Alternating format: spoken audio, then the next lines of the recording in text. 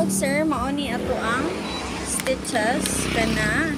Ang brand sa tong sewing machine kay Ricardo Versosa, okay? So may butang imong bobbin sa tayo. Oh, dip. 1, 2, 3, dip. Ay, very good, very nice and very good condition, okay? So straight sew muna tayo mga ma'am sir, straight sew.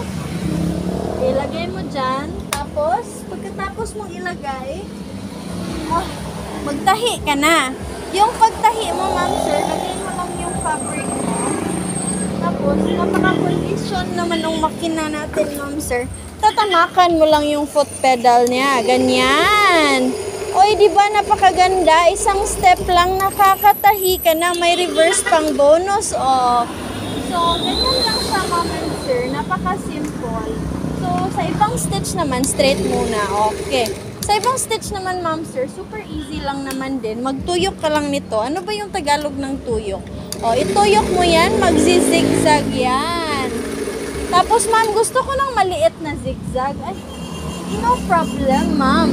Yung maliit na zigzag mo, dito lang. Tapos, iliitan mo tong dito sa isang side. Ayo, maliit na zigzag for you, ah. Hindi nyo pala makita. Papakita ko sa inyo, ha? Okay. Yun yung maliliit na zigzag. Paano ba makita? I-zoom pa natin. Oh, ganun. Maliit na zigzag ang peg. Tapos malaki na zigzag. Ay, kakaloka. Huwag niyong ganyanin, ma'am, sir. I-down nyo talaga yung foot. Tapos, dyan na kayo magtahi. Oh, maliit, malaki, paikot-ikot. No problem. Okay? So, sa mga first time mag-use ng sewing machine, super okay po nito. So, pakita nyo yung ibang stitch niya. Ito yung garter stitch. Medyo ano siya, maliit. Meron siyang napakapino na agi.